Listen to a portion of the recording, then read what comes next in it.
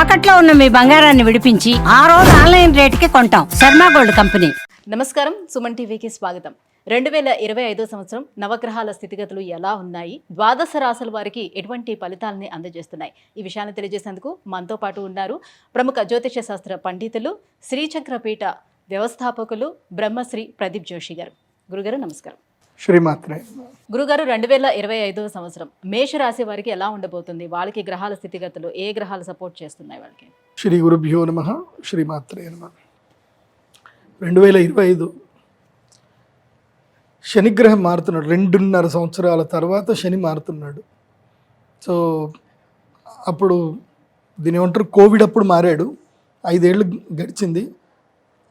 తీసుకొచ్చి కొంతమందిని బయటకు గట్టుకేసాడు. ఇప్పుడు కొంతమందిని తొక్కేస్తాడు, కొంతమందిని గట్టుకేస్తాడు ఇప్పుడు. సో ఇది చాలా కీలకమైన సంవత్సరం 2025. వాస్తవంగా ఉగాది పంచాంగ శ్రవణం అప్పుడు చెప్పాలి, అందరికీ క్యూరియాసిటీ ఎక్కువైపోయింది. ఇంకోటి మా సుమన్ టీవీ వాళ్ళు అసలు వదలట్లేదు. సార్ 2025 చెప్పండి చెప్పండి చెప్పండి అని అడుగుతున్నారు కాబట్టి మీ అందరికి చెప్తున్నాను. అంటే ఉగాది కన్నా ముందు కొన్ని గ్రహాల్లో చేంజింగ్స్ ఉన్నాయి కాబట్టి, మారుతూ వస్తున్నాయి కాబట్టి దానివల్ల కూడా ఎలాంటి ఫలితాలు ఉంటాయో తెలుసుకోవాలంటే దానికోసమే చెప్తాను. కానీ ఎవరైనా పెద్దవాళ్ళు, విఘ్నులు, సనాతన ధార్మికులు మాత్రం ఇదేంటండి మీరు ఉగాది పంచాంగ శ్రవణం చెప్పాలి ముందే చెప్పేస్తున్నారు అని మాత్రం దయచేసి చెప్పకండి, అట్లా అనకండి. I'm very sorry.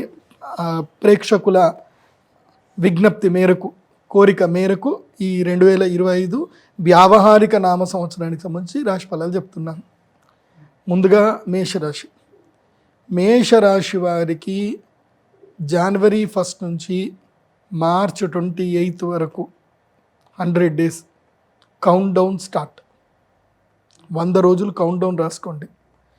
ఒక్కొక్క రోజు మీరు పేపర్ చెంపుతున్న కొద్దికి మీ జీవితంలో మంచి రోజులు ఒక్కొక్కటి అయిపోతున్నాయని గుర్తుపెట్టుకోండి.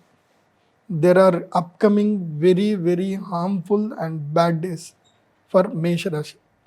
దానికి బిగినింగ్ కూడా ఇప్పుడే జరగవచ్చు. ఎందుకోసమంటే శని రాబోతున్నాడు అంటే దాని ఎఫెక్ట్ స్టార్ట్ అయిపోతుంది. 1 month ముందు నుంచే స్టార్ట్ అవుతుంది. సో ఏం చేసుకున్నా జనవరి, ఫిబ్రవరి వరకే చేసుకోండి. మార్చ్ 5th ఆర్ 25th వరకే. ఇంకా మార్చ్ 25th లోపల ఎప్పుడు ప్లేస్ చేంజింగ్ అవుతుంది. మార్చ్ 28 తర్వాత మారుతున్నాడు. 28కి మార్చ్ 28కి ఆయన ఉంటున్నాడు అక్కడ. షష్టగ్రహ కూటం ఏర్పడుతుంది. ఆయన వచ్చి రాగానే అందరినీ లైన్లోకి వేసుకుంటున్నాడు. ఆయన గ్రహణం కూడా స్టార్ట్ అవుతుంది. అక్కడికించి శని తన ప్రభావం చూపించడం స్టార్ట్ చేస్తాడు. సో ఆ ప్రభావం ఫస్ట్ చూపించేది మేషరాశి వారి మీదనే. మేషరాశి వారికి లెక్క, పద్దులు అన్నీ చూసుకుంటాడు. ఇంకా స్టార్ట్. వ్యయస్థానములో శనిగ్రహం వస్తున్నాడు. ఎందుకోసమంటే ఏలినాటి శని అంటే వ్యయస్థానము 2.5 సంవత్సరాలు, జన్మస్థానం 2.5 సంవత్సరాలు, తర్వాత ధనస్థానము 2.5 సంవత్సరాలు. సో ఈ 7.5 సంవత్సరాలు ఫస్ట్ ఏమవుతాడు, వ్యయస్థానంలోకి వస్తాడు. వ్యయస్థానంలోకి వచ్చి ఏం చేస్తాడు, ఉన్నాయి మొత్తము తీసేస్తాడు. ఇంకేం లేదు, ఇంకా క్లీన్ చీట్ చేస్తాడు. తర్వాత ఏమొస్తాడు, జన్మస్థానంకి వస్తాడు. ఏడిపిస్తాడు, దుఃఖం తెప్పిస్తాడు, కన్నీళ్లు పెట్టిస్తాడు. నీ వాళ్ళు నా వాళ్ళు ఎవరో మొత్తం నేర్పించేస్తాడు. ప్రపంచం ఏందో నీకు పరిచయం చేస్తాడు. ఆ తర్వాత ధనస్థానం వస్తుంది.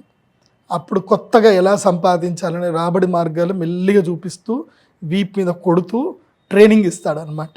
అంటే ఎట్లా బతకాలి అని ట్రైనింగ్ ఇస్తాడు. అంటే ఈ ఫస్ట్ 5 years బాగా వాయింపు అయిపోతుంది. 7.5 years మొత్తం వాతలే ఉంటాయి. అంటే ఎవరికైనా ఒక 5 సంవత్సరాలు కష్టంగా ఉంటుంది, ఇంకో మిగతా 2.5 సంవత్సరాలు ముందు వాత, తర్వాత సున్నం, తర్వాత హీలింగ్. అంతే. ముందు వాత పెడతాడు. 2.5 సంవత్సరాలు వాతలే పెడతాడు. అది ఇక్కడికి వస్తాడు కదా, నీకు వాత పెట్టినా తెలియదు. అదేంటంటే దాని ఏమంటారు, అనస్థీషియా ఇచ్చి సర్జరీ చేస్తారు కదా, అలా అనస్థీషియా ఇచ్చినట్టుగా ఉంటుంది అనమాట. నీకు నష్టం జరుగుతున్నా నువ్వు ఒప్పుకో, అది వస్తుంది, డబ్బులు వస్తాయి, అడిగిపోతాయి, పని జరుగుతుంది అని మంచోడు పెళ్ళని చెప్తుంది. ఏమండి నాకు ఎందుకో డౌట్ వస్తుందండి, వాడేదో నాకు మంచోడు లెక్కనే కనిపిస్తలేడు, వాడు మోసం చేసేటట్లు కనిపిస్తున్నాడు అంటే, ఊకో నీకేం తెలుసు, పైసలు సంపాదించడం నీకు రాదు. ఇట్లా పెడితే ఇప్పుడు 1 కోటి రూపాయలు పెడితే 3 సంవత్సరాలకు 4 కోట్లు వస్తాయి, నీకేం తెలుసు అంటాడు. గతం 1 కోటి రూపాయలు ఎగిరిపోతాయి. తర్వాత పెన్లాం చీపు తిరిగేస్తుంది. నేను చెప్పిన ఆ రోజు నీకు వినబడలే, నేను చెప్పలే అని అంటుంది. అదే ఉంటుంది. కానీ వినరు. అంత జరిగినా సరే నేను తప్పు చేయలేదు, వాడు వస్తాడు నా రాజు, నాకు డబ్బులు తీసుకొని వస్తాడు అని చూస్తారు. ఎందుకోసం అంటే గతంలో జరిగింది ఇది. ఇక్కడనే చార్మినార్లో నాకు ఒక క్లయింట్ ఉంటాడు. ఆ క్లయింట్ భార్య నన్ను అన్నయ్య అన్నయ్య అని పిలుస్తుంది. 2 పిల్లలు ఉంటారు, 3 పిల్లలు ఉంటారు. వాళ్ళు మామయ్య విపరీతమైన ప్రేమ నేనంటే. వాళ్ళ హస్బెండ్ ఎవడో నువ్వు 50 లక్షలు ఇస్తే నీకు 5 కోట్లు ఇస్తాను, సో నీకు బ్లాక్ ఇస్తాను, నువ్వు నాకు వైట్ ఇవ్వాలి అని చెప్పి డైరెక్ట్గా తీసుకుపోయి ఏదో ఎక్కడికో పోయారు తమిళనాడులో. పోయి డబ్బులు కూడా చూపించాడు, అన్ని డబ్బులు చూపించడం అంతా అయిపోయింది. 50 లక్షలు ట్రాన్స్ఫర్ చేశాడు అఫీషియల్గా. ఎన్ని సంవత్సరాలు అయింది? 3 సంవత్సరాలు అయింది. వాడు ఇంకా డబ్బులు తిరిగిస్తలేడు. ప్రతిసారి ఫోన్ చేసినప్పుడల్లా లిఫ్ట్ చేస్తాడు, అవుతుంది ఇప్పుడు ఎలక్షన్స్ ఉన్నాయి కదా, బ్లాక్ మనీ పట్టుకుంటారు, పంపించేది లేదు అంటాడు. వాడు ఎట్లా చెప్తాడో కానీ వీడైతే వింటాడు. ఇంకా ఇప్పటికీ వాడు డబ్బులు పంపించట్లే. నా దగ్గరికి వచ్చాడు, వాళ్ళ ఇక అన్నయ్య అంటది కదా, ఆమె ఏడ్చుకుంటూ వచ్చింది, అన్నయ్య ఈయన మొత్తం డబ్బులు తీసుకెళ్ళాడు, పెట్టేసిండు, ఏం చేయాలి అర్థమవుతలేదు అని అంటే, నేను లేదు బావా వస్తా అంటాడు. నాకు బావా అని పిలుస్తాడు. లేదు బావా వచ్చేస్తుంది, మన ఇస్తాడు మంచోడే, అదేదో ప్రాబ్లం ఉందంటున్నాడు, అది ఉందంటున్నాడు, డబ్బులు ఉన్నాయి నేను చూశానంటాడు. ఒరే పిచ్చోడా, పోయి సైబర్ క్రైమ్లో కంప్లైంట్ చేయని చెప్పి అప్పుడు నాకు తెలిసిన డీసీపీ ఏసీపీ గారితో మాట్లాడి చేపిస్తే అప్పుడు కంప్లైంట్. అప్పటిదాకా కంప్లైంట్ ఇవ్వడానికి పోయినా కంప్లైంట్ తీసుకోలేదు వాళ్ళకి. సో ఇప్పుడు వాడు దొరకట్లే. ఇప్పుడు ఫోను ఇదైపోయింది, ఇంకా వాడు మొత్తం స్టాప్ అయిపోయాడు. ఇప్పుడు ఫోన్ నెంబర్ మార్చాడు. నేను అదే చెప్తా, ఏలినాటి శని స్టార్ట్ అయ్యేటప్పుడు ఇవే ఉంటాయి పంచాయతీలు. నేను అందుకే మేషరాశి వారికి చెప్పేది ఏంటంటే, అకౌంట్లో మొత్తం బ్యాలెన్స్ నిల్, అకౌంట్ అంతా క్లోజ్ చేసేసేయండి, మినిమం బ్యాలెన్స్ పెట్టండి, అకౌంట్ క్లోజ్ చేసేయండి. అకౌంట్లో ఉన్న డబ్బులు, సేవింగ్ అకౌంట్లో ఉన్న డబ్బులు తీసుకెళ్ళి మొత్తం కూడా ఏదైనా పర్ఫెక్ట్గా మొత్తం హెచ్ఎండిఏ ఇంకేం కాదు. అయితే మున్సిపల్ డెవలప్మెంట్ అథారిటీలో 35 సంవత్సరాలు లింక్ డాక్యుమెంట్. అదే హైదరాబాద్లో అయితే కనుక 50 సంవత్సరాల లింక్ డాక్యుమెంట్లు కరెక్ట్ ఉంటేనే కొనండి. ఎందుకోసమంటే మీరు 30 ఏళ్ళైనా సరే హైడ్రా వచ్చేస్తుంది అడికి, ఎప్పుడు ఎడికేసి కొలుస్తారో తెలియదు. సో ఇది నేను అందరికీ చెప్తున్నాను, ఇది ఓన్లీ మేషరాశే కాదు. ఏదైనా మంచి ల్యాండ్ కొని కామ్గా కూర్చోండి, ఈ 7.5 సంవత్సరాలు కామ్గా కూర్చోండి. లేదంటే మాత్రం లిక్విడ్ క్యాష్ పెట్టుకుంటే మాత్రం నెత్తి మీద శని వస్తాడు కదా, ఎక్కడో ఒక చోట ఎవడో ఒక తలమాసినోడు వస్తాడు, మీ కొంప ముంచుతాడు. డోంట్ క్యారీ లిక్విడ్ క్యాష్, బాగా గుర్తుపెట్టుకోండి. మేషరాశి ఈ సంవత్సరము ది వరస్ట్ టైము, టాప్ 11 పొజిషన్లో ఉన్నారు మేషరాశి. అయిపోయింది, మీ గుడ్ టైం అయిపోయింది. సో గురు శనిలో ఇద్దరు కూడా సపోర్టింగ్ లేరు ఈ సంవత్సరం. గురువు లేడు, శని లేడు. అప్పుడప్పుడు మధ్యలో శుక్రుడు వస్తూ ఉంటాడు, అదేదో నాకు టైం దొరికినప్పుడు నేను చెప్తాను. సో నాది ఎట్లయినా స్టార్ మాలో రాశి ఫలాలు వస్తాయి, ప్రతి వారం వస్తాయి, అవి చూడండి, అవి ఫాలో అవ్వండి. కాకపోతే ఒక్కటి మాత్రం అడ్వైజ్ చేస్తా, వ్యవసాయం చేయండి. శని ద్వాదశంలో ఉన్న వ్యవసాయం చేసేవాడిని మాత్రం శని ఏమనడు. వ్యవసాయం అంటే ఇవైతే కూరగాయల పంటలు కానీ ఏవైనా పండించుకోండి, లీజుకి తీసుకొని కూరగాయల పంటలు మాత్రం పండించండి. దానివల్ల పెద్ద నష్టమేమి ఉండదు, కానీ అది కూడా కష్టమే. శని ఎప్పుడు ఎట్లా చేస్తాడో తెలియదు. శారీరక శ్రమ ఉండాలి, కానీ అది మంచిదే. ఇప్పుడు నా జీవితంలో నాకు ఏలినాటి శని వచ్చింది. నాకు ఏలినాటి శని వచ్చినప్పుడు నేను ఎంత ఏడ్చానో నాకు తెలుసు. అసలు ఎవరూ లేరు నాకు, నేను ఒంటరి అన్న క్లియర్గా వచ్చేసింది థాట్. సూసైడ్ చేసుకున్నామంత ఫీలింగ్, బాధ కలిగింది. కానీ 5 సంవత్సరాల తర్వాత ప్రపంచాన్ని మనకు పరిచయం చేస్తాడు. ఫస్ట్ మనల్ని బాధ పెడతాడు, తర్వాత ప్రపంచాన్ని పరిచయం చేస్తాడు, తర్వాత జీవిత గుణపాఠాలు నేర్పిస్తాడు. అప్పుడు ఉంటుంది జీవితం, అద్భుతంగా వెళ్తుంది. కాకపోతే అది తట్టుకోవాలి, 5 సంవత్సరాలు తట్టుకోవాలి. 2.5 సంవత్సరం నుంచి గురువుగా టీచర్గా మారుతాడు. మొదలు యమధర్మరాజులాగా మంచి కొడతాడు, ఇంకో సంవత్సరము తిండి లేక బాధ పెడతాడు, ఇంకొక సంవత్సరము టీచర్ అవుతాడు. అది బాగా గుర్తుపెట్టుకోండి మేషరాశి. కానీ ఇల్లు కట్టుకోండి, ఇల్లు కడితే మాత్రం శని సపోర్ట్ చేస్తాడు. ఇల్లు కట్టుకోవడానికి ఎందుకోసం అంటే ఇల్లు కడతా ఉంటే ఖర్చు అవుతూ ఉంటుంది కదా, మీరు ఇల్లు కట్టడానికి లేబర్లకు డబ్బులు ఇస్తారు కాబట్టి ఇల్లు కట్టండి. ఖర్చు అవుతుంది, అప్పు అవుతుంది, అన్నీ ఉంటుంది. మేషరాశి వారు ఈ సంవత్సరము తప్పకుండా ఏంటంటే, ఇదిగో ఈ మాల కృష్ణ స్ఫటిక మాల అని ఉంటుంది, తప్పకుండా కృష్ణ స్ఫటిక కృష్ణాంగారక మాల అంటారు. ఇది ఇలా ఇలా ఇలా ఇలా అని ఇట్లా వాసన చూస్తే మనకి నిప్పుల వాసన వస్తుంది, అంటే నిప్పు కణికలు కాల్చిన తర్వాత బొగ్గు వాసన వస్తుంది కదా, బొగ్గు స్మెల్ వస్తుంది. ఇది ప్రత్యేకంగా ఈ సంవత్సరము ఏలినాటి శని ఉండే వాళ్ళ కోసమే తెప్పించింది. కృష్ణ స్ఫటికమాల అంటారు. ఇది తప్పకుండా వేసుకోండి. ఇది ఎవరైనా సూపర్గా మీకు నెగిటివ్ అందరు ఎవరైనా వేసుకోవచ్చు. మెయిన్గా చెప్పాలంటే కుంభం, మీనం, మేషం వీళ్ళు, తర్వాత కన్య, తర్వాత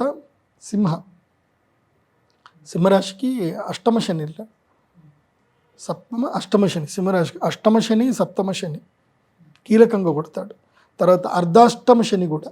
అర్ధాష్టమ శని ఎవరికి వచ్చింది అంటే ఈసారి ధనుసు రాశి వాళ్ళకి అర్ధాష్టమ శని. సో తల్లి గండం. సో ధనురాశి వాళ్ళేమో వాళ్ళ అమ్మగారికి ఇవ్వాలి ఇది, తర్వాత సింహరాశి వాళ్ళేమో వాళ్ళ నాన్నగారికి వెయ్యాలి, కుంభ మీన మేషరాశి వాళ్ళు వాళ్ళే ధరించాలి తప్పకుండా. ఇది గుర్తుపెట్టుకోండి బాగా. ఇంకా పరిహారాల వరకు వస్తే ఇదే అంటారా? ఇంకా ఇది పరిహారము ఇక ఉంటాయి కదా, ఏదో ఒకటి చెయ్యాలి. ఇంకా ఇప్పుడు శనికి సంబంధించినటువంటి పూజలు కానీ ఏమైనా శని పూజలు చేయాలి, మెయిన్గా వెంకటేశ్వర స్వామి ఆరాధన చేయాలి, అయ్యప్ప దీక్షలు స్వీకరించాలి. అయ్యప్ప దీక్ష తీసుకుంటే చాలా సిస్టమేటిక్గా ఉండాలి. అందరు ఇష్టం వచ్చినట్టు ఆ రాత్రులు 11, 12, 1, 2 గంటల దాకా అరిచి భజనలు చేసి పక్కోళ్ళని అందరితోటి. ఇప్పుడు మీరు భజన చేయటం వల్ల భగవంతుడు ప్రీతి చెందాలి. మీరు భజన చేయటం వల్ల పక్కింటోడు మిమ్మల్ని మీ శాపనార్థాలు పెట్టకూడదు. ఎంతసేపు అబ్బా ఇంత సౌండ్లు పెట్టి డీజేలు పెట్టి అని పక్కవాడు బాధపడకూడదు. మీరు ఇతరులను బాధపడుతూ చేసేది ఏది కూడా మీకు మంచి ఫలితాన్ని ఇవ్వదు. నేను అందరికీ చెప్తున్నాను, ఓన్లీ అయ్యప్పలకి కాదు, ముస్లిమ్స్కి కూడా చెప్తున్నాను.